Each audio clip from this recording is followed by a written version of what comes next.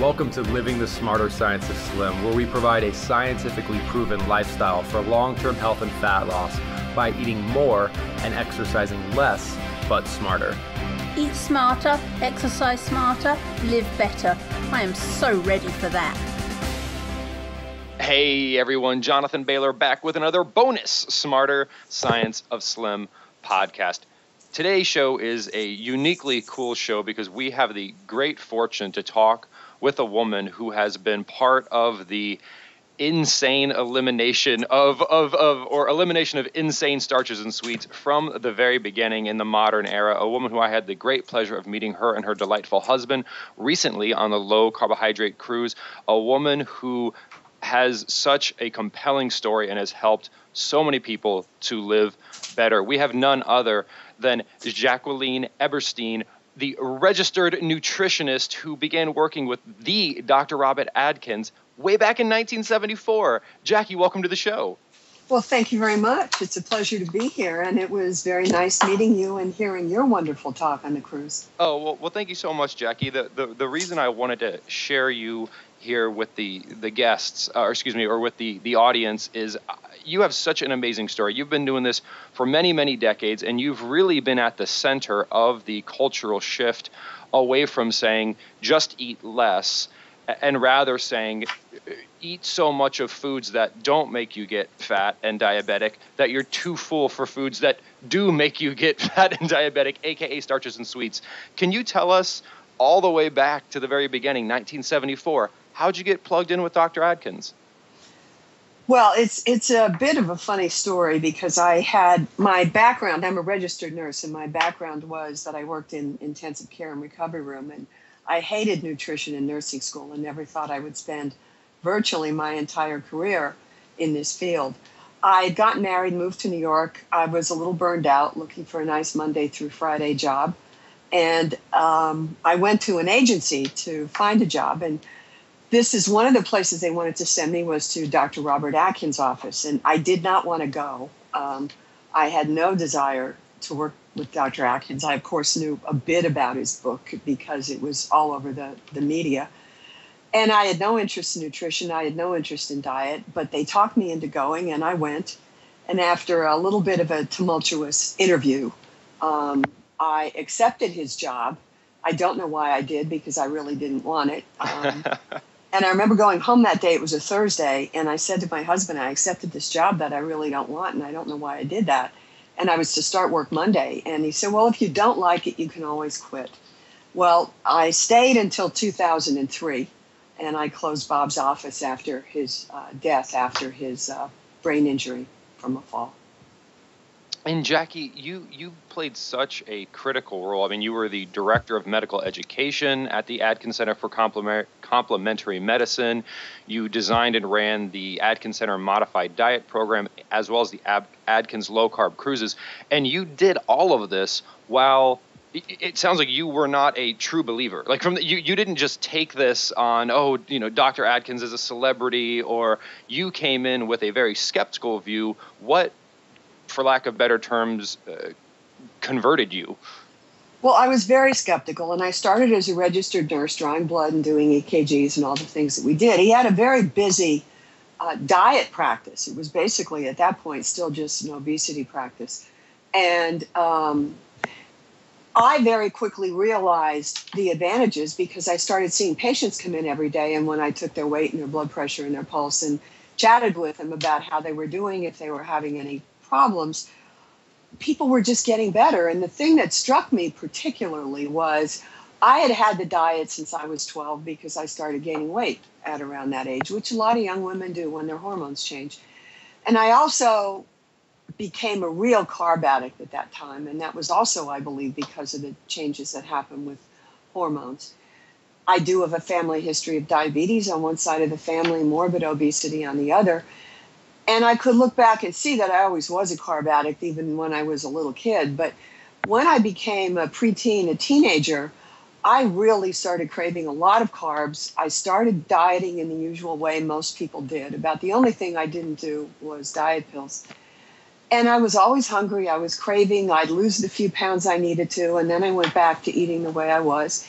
But when I began to work with Bob and saw people losing weight and losing inches, which really impressed me, without hunger, and their cravings would go away after a reasonably short period of time, I decided I would try it, and I did, and it did work. And I also had a medical problem that couldn't be diagnosed, and it was Dr. Atkins who diagnosed it a few months after I started to work with him. I had rather severe cardiac symptoms, among other symptoms, at the age of 24. And in order to suppress the symptoms, I was on cardiac medication, which was really ridiculous since I knew I didn't have a heart problem, even though I had some cardiac symptoms. It turned out I had a very severe reactive hypoglycemia, which would explain why I was such a carb addict. And no one listened. The only one who did was Bob. And I fit the typical profile of someone who would have those kind of conditions and those kinds of symptoms. And of course, we now know, and what Bob and I learned as we looked at all the testing we did on our patients and looked at symptoms and how much better they got over time, that reactive hypoglycemia is a stage of what will become diabetes. And so recognizing that so early was very useful. And I can thank Bob for my not being diabetic now.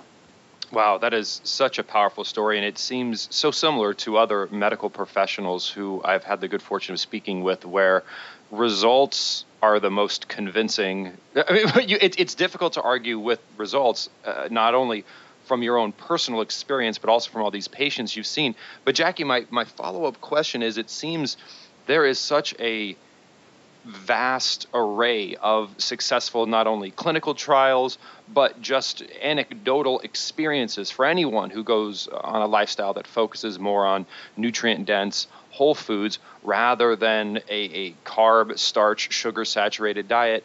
Why is this still, quote unquote, controversial in the medical community? Well, I think one of the reasons that it is because it goes against the grain of so-called conventional wisdom. I mean, we can look back in medical history and see that even with very simple solutions to medical issues, to get the medical community to change, for some people in the community to even admit they might have been wrong is sometimes a monumental task. And when you go against the grain, especially the dietary guidelines that we've heard now for 40 years, you're considered outside of the normal box of thinking, and people will criticize you for that. Plus, I think that there's a lot of fear in the medical community. Doctors are afraid to not follow national guidelines. I think that's one of the reasons why there's so many prescriptions for statin drugs written. There's also so much power and money. When you look at the pharmaceutical industry, really, do you really think they want us not to need all these medications? Mm-hmm. Do you really think the food industry wants us to stop buying these silly 100-calorie snacks that are supposed to be so helpful for you to manage your weight simply because they're 100 calories? The fact that they're poor quality food, the fact that they're deficient nutrients, the fact that those foods really, in the hands of a carb addict, is like giving an alcoholic his first drink after he's been sober for 6 months. Mm-hmm. There's all these issues. And there's a lot of fear when people try to make change that doesn't follow the guidelines. I've heard many of my patients say, even though they're getting healthier and doing better, all my friends are telling me how that diet is going to kill me. Yet their friends don't tell them how sugar's going to kill them when they're eating a lot of sugar, drinking a lot of soda, and they're gaining 100 pounds. Somehow that's socially acceptable in some people's minds. So I think it's very complex. It's going to take a lot of work to turn back the mindset of a lot of people who frankly have been brainwashed. Jackie, with a lot of media messages too. Oh, you're exactly right. Brainwash is such a apropos term. And what do you have any recommendations in terms of, I love what you said about, even though myself, you, all of our listeners understand the simple science of avoiding starch and sugar, replacing it with nutrient-dense foods, what we have quote unquote friends who Yes. tell us that we're killing ourselves when we look at our blood glucose, our triglyceride levels, our cholesterol levels, our thyroid hormone levels. They all seem to be improving, yet our friends are telling us that we're killing ourselves. Two questions very much related. One, what can we expect from a medical perspective in terms of, like, we get blood work, what should we expect to see changing, and how confident can we be that this isn't a matter of opinion? If those numbers are changing in a certain direction, you are getting healthier, and you can know that with confidence. Well, I think there's a number of things. And even before you get to blood work, I think the very idea of you're doing a properly formulated carbohydrate restriction program, you may not feel well when you make the transition. But once you've made the transition to carbohydrate restriction, which in some people can be days and some people can be a few weeks, you should feel better. All these nagging symptoms you always have, your joints hurt, you're tired, your mood swing, you're hungry, you have insomnia, all the kind of things that people think is just how we're supposed to feel, go away. So that's telling you there's cause and effect there. And also that you have less hunger and less craving so you can control your eating. Because if you aren't on a lifestyle weight loss and maintenance program where you can control your eating, you're not going to be able to make it a lifestyle. Mm-hmm. And then you look at labs, and what we have seen time and again in research done on low carb, and after the last 10, 12 years, there's a significant body of research which has shown the opposite of what the naysayers said research would show, is that your triglycerides go down, your good cholesterol goes up. If you get the more sophisticated testing of the size of your particles of lipids, of LDL and HDL, they are much healthier particle size, less likely to cause problems. Inflammation markers should drop. Very common marker is the HSCRP. Should drop because as you're losing visceral fat and you're controlling blood sugar and insulin, you're going to have less body-wide inflammation, which is really what underlies cardiovascular disease. If you're able to be on less medication because your blood sugar is better, your blood pressure is better, how is that unhealthy? These are the markers that regular doctors look for. The problem is their treatment is usually a prescription pad. We're simply saying that these are lifestyle-caused imbalances in the body that make you sick over time. And so the treatment is really a lifestyle change. So I think you have to go by how you feel and if you're healthier and getting better. And then the naysayers, unfortunately, are simply people who are uneducated or ignorant about the facts. And certainly, Jackie, I think it's also helpful to keep in mind, in addition to all the wonderful advice you just gave, that these naysayers, if they are struggling with their health and their weight, and you are having success, listening to their advice is a bit like someone who is really struggling from a financial perspective telling you which stocks to buy and sell. Like, what? Who cares what they have to say? Right. That's exactly right. The other thing is in some people who aren't supportive of you, and it doesn't mean they don't love you or they don't care about you, but they may not even be aware there may be some underlying reasons why they are having an issue with you looking better and feeling better. Mm. It may be confronting to them because they may have tried and failed and they've given up. And they also may be a group of people who are carb addicts and they can't imagine living their life without their carbs. Mm-hmm. And they see you doing it, and somehow it upsets them that they can't do it, haven't done it, don't want to face doing it, or whatever some of the unconscious reasons are. I've seen that time and again in my practice. It's unfortunate, but sometimes then you have to go it alone as far as you're doing what's right for you. If you need support, you're not getting it. There's plenty of low-carb forums you can go and get support from people who understand low-carb. Get the support from people who truly are supportive. And certainly, Jackie, at least in my own life, it seems that when we experience some success, regardless of whatever area of life it is, be it health, be it professional, be it familial, and these individuals in our lives start to be anything less than supportive, for me at least, that really helps to people who really, really care about you, it seems would only be supportive of your success. And those who are intimidated by it, if nothing else, now you have an additional data point in terms of maybe who really cares about you and who's just along for the ride. The other issue is if you're in a obviously committed relationship and your partner, who you know loves you, but somehow they can't be supportive. I saw a lot of fear on the part of the other partner that if you really start being healthy and looking better, you're going to leave me, kind of thing. But that's simply a talking point that the both of you need to address and maybe get professional help in addressing, because both of you could be much more mutually supportive if you're both getting healthier but are comfortable in your relationship. And that was a fairly common situation that I saw over the years. Well, and Jackie, speaking in terms of over the years, because you've been doing this and working with people on the very front lines for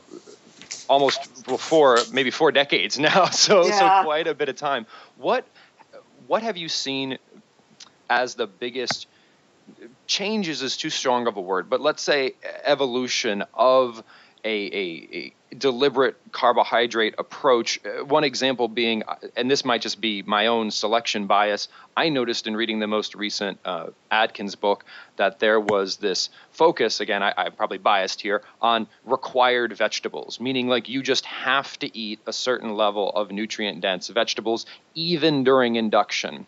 And then whereas in the early days, one could have seen the Atkins message as being this just, put butter on top of your hamburgers that you get from McDonald's and wrap them in nitrate-heavy hormone-injected bacon. It doesn't matter. Food quality is not important. Have you seen that evolution, and what other evolutions have you seen?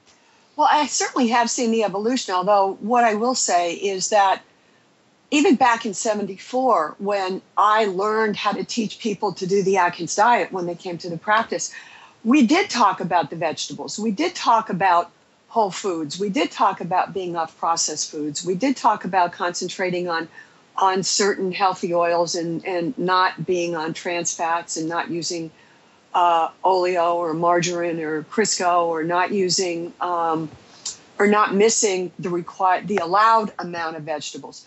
I think part of the difficulty and the reason why a lot of that is now focused on in the Atkins messages is because there are still so many myths that have carried over from 74 even till now. And again, human nature is once you hear the same thing repeated again and again, you somehow start to internalize it as the truth, even though it may not be.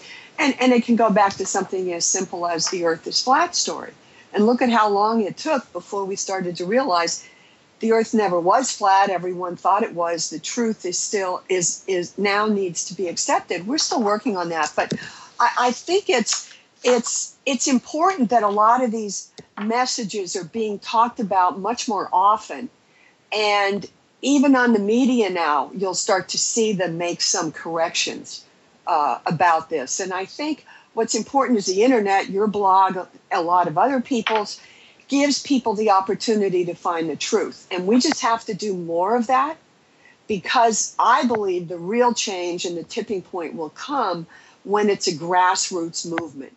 The more people we start to influence and the more people get the facts, the more we can start to educate your own doctors, the more doctors are going to start seeing patients get better, and they're going to be open-minded enough to use the same protocol, the same dietary advice to someone who's in a similar situation with risks of diabetes or whatever.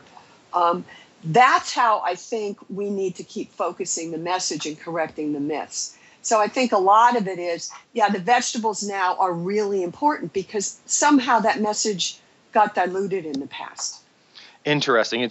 I love the comparison of the flat Earth theory, where it was always there. It was just not what people acknowledged as true, and it was not what was focused on. So if we start to take this much more intentional and healthy approach to food, it's not even carbohydrate, right? It's about what's the highest quality form of carbohydrate, highest quality forms of fat, and highest quality forms of protein, and how do we ensure that we take in the optimal levels of each? What are, let's say, the top 3 myths that people are going to tell us, and what are some quick ways you've seen for us to help educate those individuals? Well, I think one of the biggest myths, and the government is guilty of this, is that carbohydrate is not an essential dietary nutrient. Mm-hmm. We need essential protein. We need essential fatty acids. We actually do not need dietary carbohydrate. And that's where people think you need to eat all these carbs, especially even if you're doing a minimal amount of exercise, people think you need all these carbs. And the truth is you don't. We actually evolved as fat burners. That's what allowed us to actually survive. And now we have excessive amounts of body fat in the last 35, 40 years we never had before. The one question is, why are we doing that? And the big difference is all the carbs. We've cut fat down in our diet. We replaced it with carbs, and we replaced it with poor quality carbs. So that's certainly one of the big ones, is we have enough evidence to know we don't need dietary carbohydrates. Jackie, I love that one. If you don't mind, I love to share this quote anytime I can, because some listeners may have heard what you just said and think that it's controversial, and it's actually not. Even the USDA, even the people who come up with the My Plate, which has got a big chunk of non-essential starchy carbohydrates there, and came up with the wonderful food guide pyramid, which tells us the foundation of our diet should be these non-essential hormonally clogging substances, states in there. This is very eloquently titled Dietary Reference Intakes for Energy, Carbohydrate, Fiber, Fat, Fatty Acids, Cholesterol, Protein, and Amino Acids, aka the document on which they base all of their recommendations. This is a quote from that document. The lower limit of dietary carbohydrate compatible with life apparently is 0, provided Yes. that adequate amounts of protein and fat are consumed. Now, I don't know why they need to stick the word apparently in there, but Well, yes. It is funny, and yet you'll hear this repeated time and again. And the other misconception that we have out there are that it's all about calories in, calories out.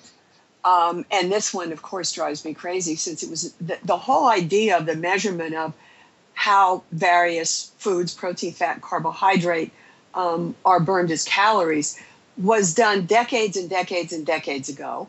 I don't remember exactly. And it was done in a controlled laboratory experiment in a closed system. Human body isn't that way. And we have more than enough evidence to show that this calories in, calories out is really not what it's about. It's not that calories don't ever matter, but they're a lot further down in the list of what matters now, especially with everything we've learned about hormones and how different foods affect our hormones. That affect fat storage, fat utilization, appetite, hunger, et cetera, et cetera. So that's another big one that needs to be changed. Well, Jackie, and I'd love to take that one level deeper and hear your thoughts on this, especially given your role in combating the epidemic that is type 2 diabetes in our country, as you co-authored the book Atkins Diabetes Revolution. And just speaking about calories in, calories out, certainly I'm not a fan of that mythology, as you know. But the example when I was doing my research that most obviously demonstrated this point to someone who is even slightly nutritionally or biologically savvy has to do with type 1 diabetics, and how if you hypothetically were to feed a type 1 diabetic who is not being medicated in any way 10,000 calories of glucose, just feed, intravenously pump it into their body, they physiologically could not gain weight. Actually, no, they can't. Well, as an aside, they're not going to live long enough to even do that. In the absence of insulin, they're going to obviously have very high glucose levels. And in the absence of insulin, the only thing the body can do is start to break down the body tissue to try to survive. And so one of the symptoms of very end stage type 2 diabetes, but also one of the symptoms that often takes a type 1 diabetic to the doctor is unexplained weight loss, no matter how much they're eating, because they are actually consuming part of their body for energy because they can't utilize glucose anymore.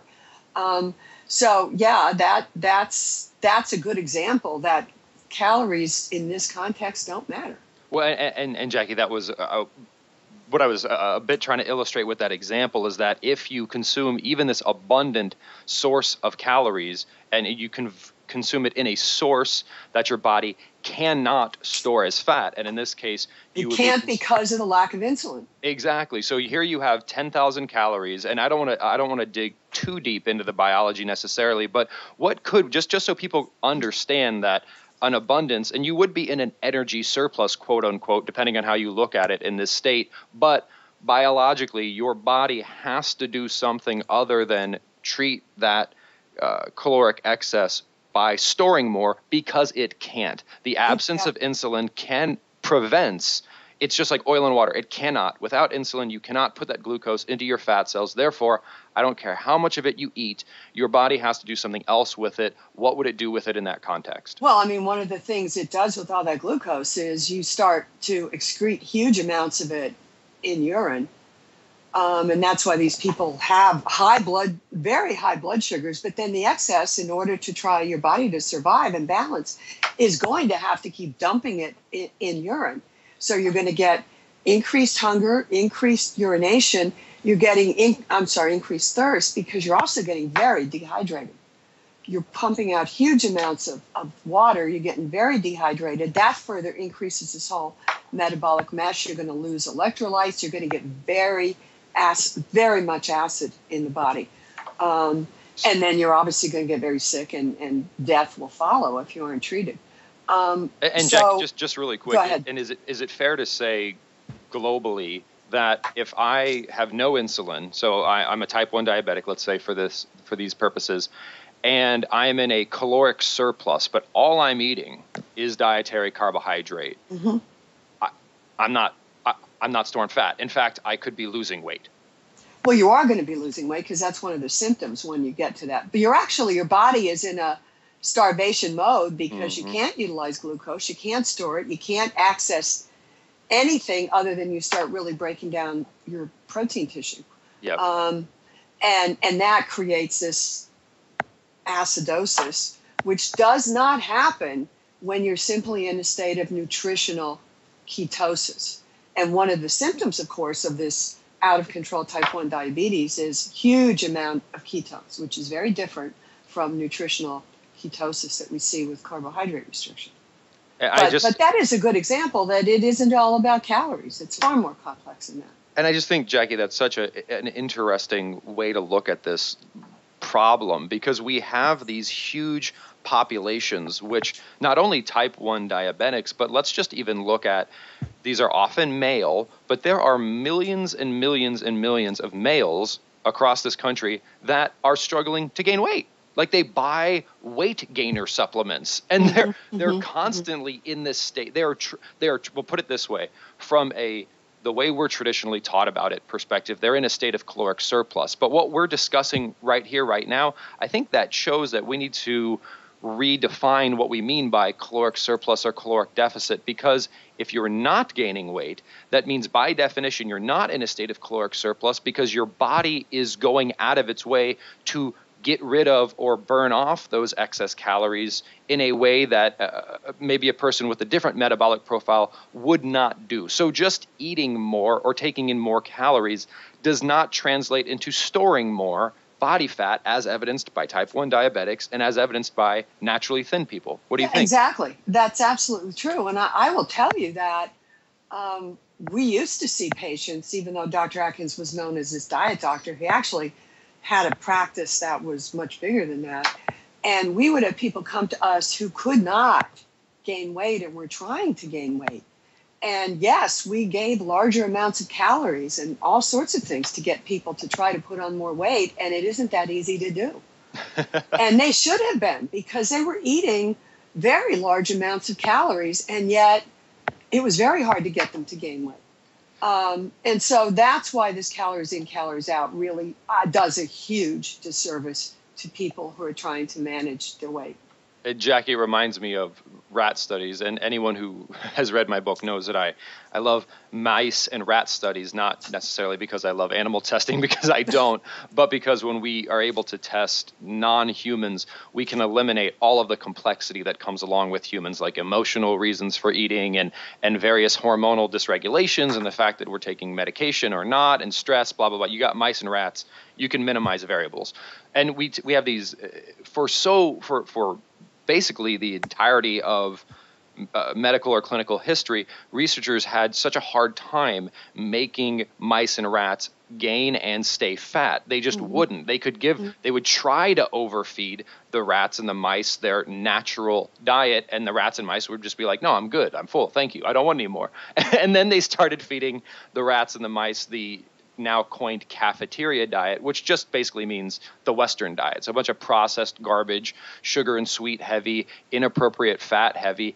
And the rats, surprisingly enough, became and stayed obese with no problem. So again, it wasn't the amount of food provided to the animals. It wasn't even being in a state of abundant food. It was being in a state of improper food. Yeah, it's how you change the ratio of what the normal diet was. And I think a very good example is, people can go back and watch movies in the 40s and 50s, and you look at the size of most people. You look at the size of kids in those movies. They were eating whole, minimally processed diets and they weren't snacking 12 times a day, drinking high fructose corn syrup, and they actually now look very thin. You see some kids, they actually were very skinny, and people now look at them and think that these kids are unhealthy.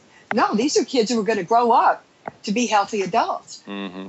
The difference is simply what we've done to our food supply. Mm-hmm. And it's very similar, I believe, that what food manufacturers have over the decades, very slowly with their food scientists and their flavor experts, have learned how to manipulate foods to make them more appealing, more attractive, more hunger-provoking, more addiction triggering in much of our population, which is similar to what the cigarette industry did for decades. Mm-hmm. And we're still allowing it to happen in our foods because most people haven't really wised up to the fact. Yeah, and that is so heartbreaking. And I think at the same time, it's the one thing that I so appreciate about Dr. Atkins' work and your work, in the sense that what you said there in terms of creating foods that are so palatable and so enjoyable, but then prompt hunger and prompt addiction. So often a healthy lifestyle is thought to be one of deprivation and of not enjoying pleasurable foods. And if nothing else, your message and the message of Dr. Atkins is that being healthy does not require giving up delicious, rich foods. It's just the delicious, rich foods we're going to be enjoying are the ones that do not poison you and do not addict you, but are still quite delicious. Yeah, I mean, that's true. I think it's pseudo pleasure people are experiencing now, when you really think about the consequences they're ultimately going to pay. And I think it's important to state that once you get off of those high sugar foods, your taste buds, when you go back to real food, your taste buds become much more sensitized to even small amounts of sweet tasting foods. Mm-hmm. The more you assault your taste buds, and this is true of salt too, the more you need of that particular food to stimulate your taste buds again. And you want to roll back the sensitivity. I've had patients come in to me and say, I never realized broccoli could taste sweet sometimes. Yep. Because they were assaulting their taste buds so much with sugar and salt that it just took more and more and more of it before they had any sense of real pleasure. That can be rolled back within a very short period of time. And that's the way food used to taste. I mean, that's how real food should taste, instead of needing more and more of these salty, sugary foods. Jackie, that hits home, because last night my wife and I had just finished watching a fabulous movie. If people haven't seen it, I would highly recommend it. It's not an easy movie to watch, but it certainly puts things in perspective. It was the Machine Gun Preacher, and we finished watching that movie, and we were both in the mood for a snack and something a little bit sweet. And interestingly enough, and we weren't like, we're going to make a healthy choice. This is just what we did. I have this wonderful vegetable blend I purchased from our local Costco, which is carrots and cauliflower and broccoli. And we also make cauliflower. We cook the cauliflower and we then mix it up in our Vitamix blender, and we add some cinnamon, and it tastes quite lovely. And my wife ended up having a concoction of this cauliflower, and I had some of these vegetables. And I promise you, Jackie, this is not some infomercials. I don't own stock in vegetable companies, but we were both sitting there with our giant bowls of respective vegetables, and like, this is great. I mean, we were just like happy as clams, and it was sweet. The carrots were delightfully sweet because we'd recalibrated our taste buds. And I just smiled. I said, man, this is how fortunate are we to be able to sit here and derive so much pleasure from eating something that is so healthy. And what if more people could experience this? It doesn't take a lot to really get your body back to functioning the way it's supposed to. Once you can start, that's a perfect example of the things you can learn to enjoy again, and they have a positive payoff. If you would have gone and, gotten into the potato chips with who knows what last night, 2 hours later, you would have been looking for something else. Yep. And that's what the food companies want you to do. That's how they're getting rich and you're getting sick. And that's how our healthcare system is, frankly, beginning to slowly break down because we cannot afford this. Well, Jackie, I so appreciate the decades and decades and certainly countless hours and energy you've spent trying to reverse this. And if individuals want to learn more about you and about your work, certainly they can visit your controlcarb.com website. But are there some other great resources they could check out? Well, that's certainly one of them, and I'm really going to be doing a lot more work on the site in the next few months, and so I'm hoping to have a section on there on family education. I'll be blogging a lot more, so I'll be out there much more frequently than I am now. Certainly Atkins Diabetes Revolution is, I think, a very important book for anyone who has a family history of diabetes and you're struggling to try to maintain your weight, because it really does explain how diabetes happens it's a nutritional wear and tear disease and how it doesn't have to happen.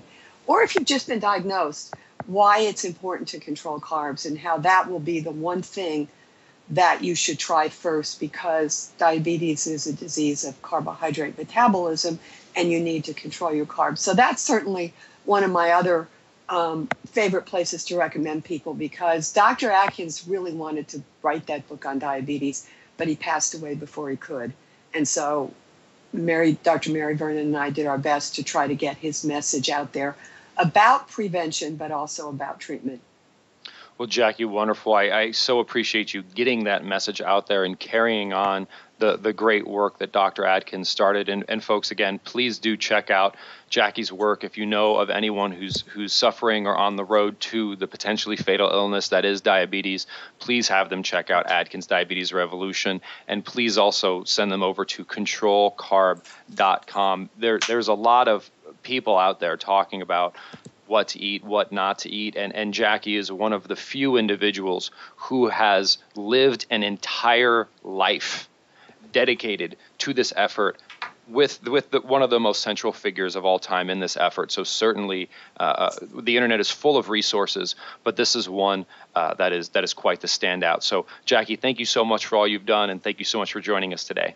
Well, thank you very much. It was great fun. Thanks, Jonathan.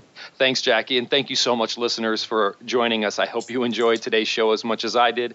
And remember, this week and every week after, eat smarter, exercise smarter, and live better. Talk with you soon.